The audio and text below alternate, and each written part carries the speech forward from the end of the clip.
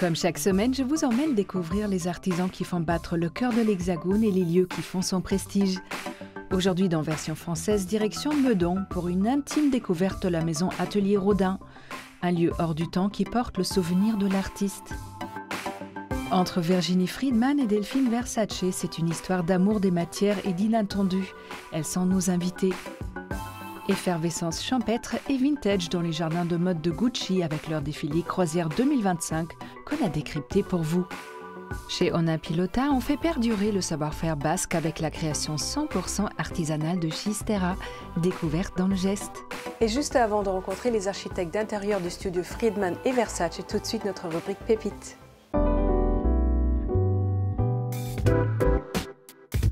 Nées des décombres de la guerre de Prusse, les fontaines Wallace sont pourtant devenues un véritable symbole de Paris. Et vous êtes-vous demandé pourquoi elles portaient ce nom? Eh bien c'est grâce à lui, Sir Richard Wallace. Né à Londres en 1818, il serait le fils d'un riche marquis. Sa famille possédant de nombreux biens, c'est à Paris qu'il va grandir. Plus tard, il y fréquentera les bohèmes comme Flaubert ou encore Delacroix et affirmera aussi son amour pour l'art en se faisant collectionneur. Mais la vie de l'esthète prend un tout autre tournant en 1870. La même année, son père décède et la guerre franco-prussienne éclate. Les bombardements ennemis sont destructeurs et la ville de Paris bouleversée. Si Richard hérite d'une fortune, il se fait surtout philanthrope et participe à l'effort de guerre à travers un important don. Afin de fournir de l'eau au plus grand nombre, les aqueducs ayant été majoritairement détruits, il finance une grande campagne d'installation de fontaines. Naissent ainsi les fontaines Wallace. Dessinées par Charles-Auguste Lebourg, elles se fondent dans le paysage urbain tout en étant vues. La partie supérieure est supportée par 4 femmes, représentant aussi bien les 4 saisons que la bonté, la simplicité, la charité et la sobriété. En effet, cet approvisionnement gratuit permettait aussi de lutter contre l'alcoolisme. Alors la prochaine fois que vous croiserez l'une des 95 fontaines parisiennes, n'oubliez pas de saluer Sir Wallace.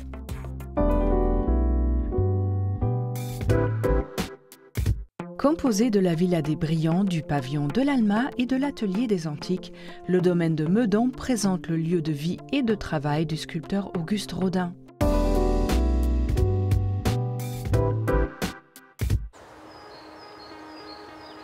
La Villa des Brillants, c'est un lieu où tout se mélange en fait. On est à la fois dans le lieu de vie, on voit la salle à manger, le salon, on imagine Rodin en train de lire le journal dans le petit salon, mais c'est un lieu aussi où il exposait ses sculptures et il exposait aussi ses collections et on peut voir des tableaux de ses contemporains et sa très grande collection d'antiques avec aussi bien des antiquités égyptiennes, des antiquités grecques et romaines que des œuvres asiatiques. Petit coin de paradis sur les hauteurs de la ville de Meudon, le domaine de la Villa des Brillants nous plonge dans l'intimité de l'un des plus grands sculpteurs français de la fin du XIXe siècle, Auguste Rodin. L'artiste y vécut de 1893 jusqu'à sa mort en 1917 aux côtés de sa compagne Marie-Rose Beuret. Leur corps repose depuis dans cet espace bucolique qui fut pour le sculpteur à la fois un lieu de création et d'inspiration. Alors l'atelier de Rodin, on peut dire que c'est à la fois dans les bâtiments, dans la villa, dans le pavillon de l'Alma, mais c'est aussi tout le jardin et le paysage qui lui sert d'atelier. Et en particulier, il expose ses plâtres à l'extérieur pour faire des essais de soclage, pour voir à quelle hauteur doit être placée une sculpture. Et c'est là aussi que des très grands photographes vont photographier, par exemple, la statue de Balzac.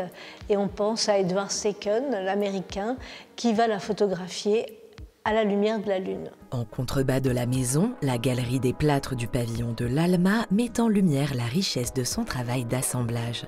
Du mémorial de Victor Hugo aux bourgeois de Calais, les épreuves de ses plus grands chefs-d'œuvre se succèdent. Parmi elles, la monumentale porte de l'Enfer, première grande commande de l'État au sculpteur, devenue par la suite l'œuvre d'une vie. Quand on regarde la porte de l'Enfer, on y voit évidemment l'enfer de Dante, réinterprétées, relues par Rodin, qui était un grand lecteur et qui s'est vraiment plongé dans l'ouvrage de Dante. On y voit ces chutes de damnés, c'est ça vraiment qui l'a intéressé aussi, c'est ces représentations de corps qui vont tomber, où il s'est vraiment essayé à toute forme de représentation du corps, je dirais dans tous ses états. Tout un travail de recherche anatomique sur plus de 200 figures, dont certaines seront travaillées à plus grande échelle par Rodin jusqu'à devenir des œuvres autonomes comme l'incontournable Penseur ou encore le Baiser. Sur ce plâtre, on voit toute la technique de Rodin. Ce plâtre a été fait par moulage à partir d'un marbre. On voit le travail du marbre avec le non finito qui rappelle Michel-Ange chez Rodin, avec toute la base comme ça, à peine ébauchée. Et puis on voit aussi ce plâtre a servi à la taille d'un nouvel exemplaire en marbre. On le voit parce qu'il y a des petites croix au crayon, des croix de mise au point qui permettaient le travail de la personne qui taillait le marbre, qui s'appelait le praticien de Rodin, et qui permettait de reporter ses points sur le marbre et de commencer la taille du marbre. Au détour de ces nombreux témoignages des phases de travail de l'artiste, le goût prononcé du sculpteur pour l'art antique transparaît.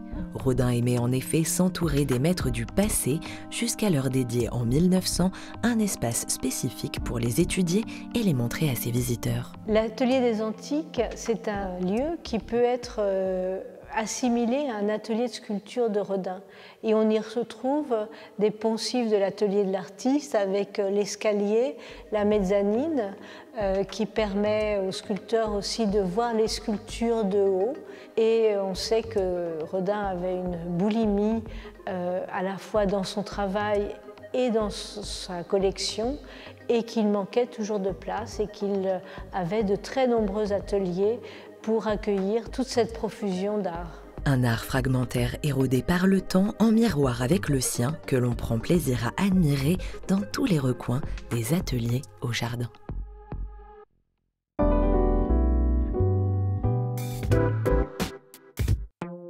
Le duo d'architectes Friedman et Versace aime créer des expériences complètes à travers leurs intérieurs, à la rencontre de leur univers pluriel.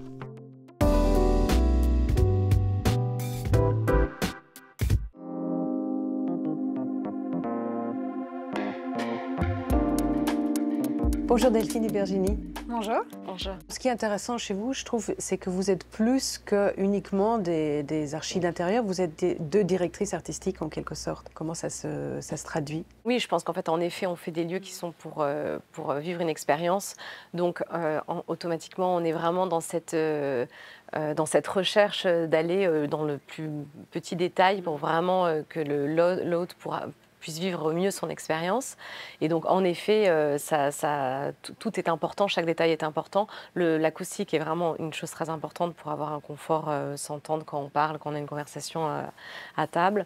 Le choix de la vaisselle a une incidence aussi sur l'expérience, la musique, les odeurs. Donc, c'est vrai qu'on est très attentive à tous ces détails. On essaie vraiment de créer un écosystème qui soit très cohérent, qui soit global, et effectivement la musique, les odeurs, les parfums, l'environnement est vraiment très important pour vivre l'expérience. Duo dynamique dans le cabinet d'architectes où elles se rencontrent il y a 8 ans, l'alchimie entre Virginie Friedman et Delphine Versace est immédiate et rapidement elles décident de fonder leur propre studio Friedman Versace pour ensemble créer des univers. Installées au cœur de Paris, c'est en binôme et avec leur équipe qu'elles imaginent les intérieurs qu'on leur commande. Une démarche qui commence souvent par le toucher et le choix des matières. C'est vrai que la matière, ça amène de la lumière, ça donne aussi une sensation. Donc, Oui, et clairement, on adore travailler les matières qui sont vibrantes et qui créent amènent une des sensation. Ouais. Donc ça va des velours qui sont doux quand on veut rappeler un cocon, quand on fait un chalet à la montagne. On travaille pas mal sur des chalets en ce moment à Megève, on a plusieurs particuliers qui vont faire leur chalet. Bon, bah voilà, on va travailler sur des matières douces, réconfortantes, sur des broderies pour le côté plus champêtre et on va dire alpin, avec des fleurs. Voilà, et sur chaque projet comme ça, on essaie d'allier matière à l'histoire, la matière à l'histoire. Intérieur pour particuliers, boutiques et hôtels de luxe, collections de mobilier ou encore restaurants, Delphine et Virginie imaginent des décors jusqu'à l'assiette pour un large panel de clients. Mais ce qu'elles affectionnent particulièrement, c'est de créer une expérience pour l'hôtellerie. L'hôtellerie, je trouve ça génial. C'est vraiment l'expérience globale de la vie au quotidien des clients. Donc, il y a toute la partie nuitée, la partie restauration, la partie bar, différents moments de la journée. Donc, le lieu doit vivre toute la journée. Donc, j'aime bien cette idée de lieu de vie. Ça correspond bien à notre état d'esprit aussi. En fait, cette évolution de l'hôtellerie qui est très ouverte vers l'extérieur. Ils répondent vraiment aux problématiques d'ancrage local. Ils se sont ouverts à leur quartier, ils se sont ouverts à leur ville. Donc, ils font rentrer dans l'hôtel des services qu'on n'avait pas auparavant. Cette porosité, je trouve qu'elle correspond aussi, c'est un bon parallèle avec notre travail où on adore faire entrer des artisans dans notre environnement. C'est un peu la même démarche, en fait, cette ouverture. Alors, qui dit matériaux dit artisan d'art. Vous collaborez avec beaucoup d'entre eux et on a cette richesse en France, notamment d'avoir une palette d'artisans qui sont assez incroyables. Est-ce que vous pouvez nous parler d'une collaboration récente qui vous a marqué? On a travaillé notamment au travers de notre collection avec plusieurs artisans, dont Olivier Juteau et Eric qui représentent Bronze de Paris, qui nous ont accompagnés pour la réalisation de notre table Constellation, qui est en verre fusionné avec des pieds en bronze que l'on a réalisé sur mesure avec eux. Et en fait, ce qui a été génial dans ce process, c'est qu'ils nous ont vraiment inclus et ils nous ont demandé vraiment de participer à la réalisation. Donc, on l'avait dessiné, on l'avait imaginé, mais en plus, on a pu créer les moules avec eux. On était dans selon leur technique. Ouais. On était dans leur atelier, c'était vraiment un travail de... Pas 4 mains à chaque fois. À 6, 8. À 8 mains, même, ouais, à 8 mains. Un dialogue avec les artisans qu'elles veulent au cœur de leur démarche, pour ainsi comprendre le médium et l'amener vers l'inattendu. Comme pour le miroir de leur collection de mobilier Constellation qu'elles ont imaginé avec l'atelier de broderie Paquet-Molinier. En fait, c'est vraiment un échange dans le travail, c'est-à-dire que nous, on ne maîtrise pas du tout ces savoir-faire. Donc, le fait de découvrir, de venir dans les ateliers, de découvrir comment ils travaillent. Donc, quand on est venu, on a vu qu'ils travaillaient beaucoup le cuir moulé. On ne s'attendait pas du tout à ça. Nous, on pensait vraiment au début travailler la perle, la broderie. On pensait vraiment à la broderie. Et puis, en fait, ils nous ont fait découvrir tout le travail autour du cuir. Nous, on avait cette idée de miroir. Il y a plusieurs idées qui sont arrivées sur la table. Mais on est fan des arts décoratifs. Il y a des univers comme les miroirs de sorcières, de Châty-Valoris qui nous plaisaient énormément. Donc, je trouve qu'ils sont allés bien au-delà de ce qu'on pensait faire et ils ont réussi à magnifier en fait, l'objet qu'on souhaitait créer avec eux. Un univers et un challenge qui ont tout de suite plu à Victor Molinier, co-créateur de l'atelier qui habituellement est plus tourné vers la mode et la haute couture. Leur univers, il nous parle parce qu'il y a quelque chose de très baroque, en même temps ornemental. Et puis le projet aussi de faire surgir la broderie ailleurs que sur du vêtement, ça a amené quelque chose aussi un peu dans leur idée un peu surréaliste en fait. Et ce qui était assez excitant comme projet, de voir aussi nos broderies appliquées à d'autres supports que d'habitude. Très attachée et impliquée dans tout le processus de création, qu'il soit pour le mobilier ou pour les intérieurs qu'elle façonne, c'est toujours avec un petit pincement au cœur qu'elle clôture un projet. C'est un petit deuil à chaque fois. Mais je sais pas, je pense que c'est un processus, comme c'est un processus long, il y a un côté un peu naturel où en fait à un moment on lâche en fait le bébé et on le laisse exprimer. Il faut accepter. Les équipes arrivent et nous on s'efface. On s'efface quoi. Et après c'est un outil en fait qu'on a développé et c'est plus à nous de le. Il nous appartient plus en fait. Il nous a jamais réellement appartenu, mais là vraiment on le livre, on le délivre à une autre équipe qui va en prendre soin, on l'espère, voilà. C'est juste ça, on l'espère. Ouais. Et qui se sentent bien dedans. Ouais. Donc vous nous accueillez aujourd'hui dans un restaurant que vous avez entièrement repensé, ici le Procop. Est-ce que vous pouvez parler de ce projet ? L'idée, c'était d'arriver à ne pas créer de rupture avec l'existant, puisque ce lieu existe depuis quelques années. Des restos les plus anciens de Paris. C'est le resto le plus ancien de Paris. Donc, on a essayé de créer une continuité avec l'existant. Donc on a un marbre qui s'inspire d'un sol en Sicile. On a des panotages muraux qui ont été faits par un atelier, un ébéniste Chalvet. On a du papier marbré au plafond. Voilà, c'est un lieu qui est en face de l'ancienne Comédie Française. Donc il y a un lien avec les écrivains, qui a un lien aussi avec Napoléon. Donc on retrouve plein d'éléments en fait, qui viennent nourrir cet espace. C'est toujours important de s'inspirer de l'histoire d'un lieu. Je veux dire, ça donne un peu la toute première intuition. Ah oui, c'est notre premier fil rouge, c'est ça. On s'inspire de l'histoire du lieu, de sa géolocalisation, de son quartier. Donc clairement, oui. Et ici, c'est vrai qu'on avait énormément de matière. On est arrivé, limite, c'était même un peu déroutant parce qu'on a tellement d'histoire que d'arriver à faire un salon de café dans un espace comme le Procop, qu'on l'a visité entièrement, avec tous ces... Parce que quand on visite le reste du restaurant que nous n'avons pas rénové, on a rénové vraiment le salon de café. On a plein d'archives. Et donc, c'est vrai que quand on est arrivé là, voilà, on avait vraiment ce challenge d'avoir... de l'héritage. En tout cas, c'était l'héritage et d'arriver à le continuer et d'arriver à raconter de nouvelles histoires, la nôtre, mais en même temps qu'on ait l'impression que le lieu ait toujours existé. Merci à vous deux. Merci. Merci à vous.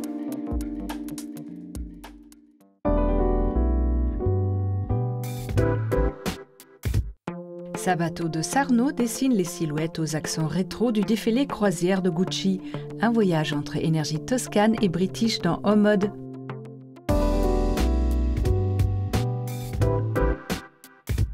Le jardin, sa végétation, ses fleurs qui bourgeonnent au printemps, c'est une des allégories préférées de la mode lorsqu'il s'agit d'évoquer une création fertile, vivante et en mouvement.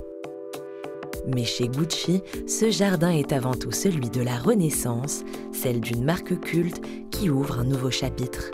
Il est signé Sabato de Sarno, nommé directeur de la création en 2023. Il succède à Alessandro Michele, devenu une véritable idole pour les fans de la marque, où il a déployé pendant 7 ans un univers maximaliste aux accents vintage qui a fait bondir les chiffres de vente. Pour asseoir sa succession, Sabato de Sarno quitte l'Italie le temps d'un défilé croisière 2025 présenté au musée Tate Modern de Londres dans un espace dédié à l'art performatif. Loin de la mode de son prédécesseur, la sienne se veut plus pragmatique, appropriable par le plus grand nombre. Elle revient aux fondamentaux de Gucci, des vestes en cuir, des lavalières transparentes et des jeans bien coupés. Un chic à l'italienne, mais aussi une touche de mode british, inspirée du style mythique de Lady Diana. Le créateur joue sur les proportions et sur les clashs de référence. Des blousons oversize sur des robes vaporeuses, du jean et des broderies précieuses, des perles avec du sportswear. Le cool anglais vu depuis la Toscane, un chic décontracté et international dans un Londres post-Brexit. Au passage, il glisse quelques références au passé sulfureux de la marque. Dans les années 90, Gucci faisait scandale avec l'avènement du porno chic, né de la collaboration entre le créateur Tom Ford et la styliste Karine Roitfeld. On le retrouve dans les robes extra courtes qui laissent apparaître la lingerie et dans l'omniprésence de la transparence. Mais traité à la mode 2024, il devient plus qu'une démonstration d'érotisme décomplexé et parle d'une mode affranchie qui mélange les styles et les genres, le vêtement d'intérieur et d'extérieur. Avec ce défilé, Sabato de Sarno ouvre une nouvelle page qui expose également les enjeux stratégiques auxquels font face les grandes maisons. La collection incarne la frontière entre discours créatifs, messages marketing et exigences économiques. et témoigne de la pression auquel fait face un créateur lorsqu'il rejoint une marque avec une telle force de frappe. Du décor aux vêtements, en passant par les sacs, il se livre à un véritable numéro d'équilibriste entre l'héritage stylistique, les attentes du public et les exigences de Kering, la maison mère de Gucci. Un exercice périlleux et sans fin qui recommencera chaque saison avec toujours le même but, continuer de faire vivre le mythe.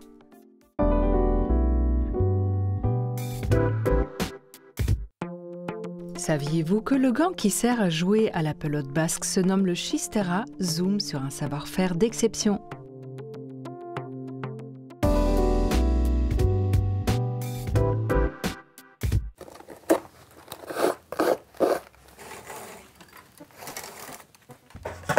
Chistera, c'est panier en basque. C'est pour jouer à la pelote basque dans la spécialité de la cesta punta ou du grand chistera. La sensation qu'on a lorsqu'on rattrape la pelote, de bien l'arrêter et de la renvoyer là où on veut, avec une vitesse quand même incroyable, c'est vrai que ça plaît souvent. Champions du monde de cesta punta, Patxi et Yon Tambourine de Guy ont créé leur atelier, Ona Pilota, de confection et réparation de chistera et de pelote basque à Bidart. Et c'est en Floride, où il a longtemps été joueur professionnel, que Patxi est allé chercher ce savoir-faire souvent jalousement gardé au Pays Basque pour ensuite le transmettre à son frère Yon. Ensemble, ils fabriquent et redonnent vie à ses gants et ses balles indispensables pour jouer aux multiples disciplines de la pelote basque. Quand on joue dans un sport, on s'intéresse un peu au matériel et c'est vrai que c'est très important lorsqu'on est professionnel d'essayer de comprendre qu'est-ce qui pourrait faire qu'on joue mieux. Donc c'est vrai que moi je me suis intéressé à réparer mon instrument, donc à bien le réparer. C'est plaisant quand on est joueur d'essayer les instruments qu'on fait, de réfléchir sur qu'est-ce qui ne va pas, pourquoi, de comprendre pourquoi l'instrument est plus lourd, pourquoi on a une bonne sensation avec. C'est vrai que étant joueur, je trouve que c'est intéressant. Tout commence par le squelette du chistera, taillé dans une branche de châtaignier, cintré puis affiné. Donc là, il va falloir l'affiner vraiment, un petit peu. Donc là, je le cale en fait avec ça. Vous voyez, ce banc, ça m'aide à maintenir toute l'ossature et hop. Après avoir raboté et affiné son arceau, Patxi prépare ses cottes qu'il viendra placer sur ses tiges métalliques. Là, il faut affiner la cotte voilà, pour qu'elle soit assez souple, mais il ne faut pas qu'elle casse. Donc voilà, il faut, on va dire, il faut laisser 2-3 mm de matière. Voilà. Donc il faut jouer avec ça en fait. Plus les cottes sont souples, mieux c'est pour l'amorti. Moins on fera de fautes. Mais après, souvent l'instrument il dure moins longtemps. Voilà. Il faut le changer plus souvent. Patxi monte ses cottes en partant d'abord d'une extrémité et remonte petit à petit. Qu'il s'agisse d'une fabrication ou d'une réparation, il faut souvent renforcer le fond du chistera avec du scotch pour bien le consolider avant de venir tresser des brins d'osier. Chaque brin est d'abord recoupé à la bonne largeur, puis raboté avant d'être trempé dans de l'eau pour être bien souple lors du tressage. Je mets un morceau d'osier ici, hop, je la coince comme ça, vous voyez. Je suis passé sous l'autre osier et hop, là je rattaque. Donc là, il y a une partie de l'osier côté peau et un côté intérieur. Le côté peau toujours à l'extérieur et le côté un peu rugueux à l'intérieur. C'est celui qui arrête le mieux la pelote en fait. L'artisan viendra ensuite coudre un gant en cuir pour placer la main. S'il y a une taille standard de chistera, la longueur et la souplesse peuvent s'ajuster en fonction du gabarit et de la position du joueur. Il y en a qui jouent avec des instruments plus courts pour jouer devant souvent, donc pour avoir le chistera un peu plus léger, pour finir les poèmes plus facilement. Et ceux qui jouent derrière, souvent ils ont des instruments un peu plus grands pour pouvoir avoir plus de swing, plus de force pour dégager la pelote plus facilement. Donc ça dépend du poste. Et ensuite, bien sûr, ça dépend voilà, de comment on joue. Si on joue plus du coup droit, plus coup revers, comment on a l'amorti. Dans leur atelier, Patxi et Ion fabriquent également des pelotes spécialement faites pour jouer à la cesta punta. Ces balles sont une grosse boule de latex, plusieurs fois compressée, enroulée dans un fil de laine pour apporter une belle trajectoire et avec 2 épaisseurs de cuir cousues à la main et une dernière fois compressées. À travers leur atelier, Patxi et Ion participent à faire perdurer un savoir-faire ancestral très ancré dans la culture basque.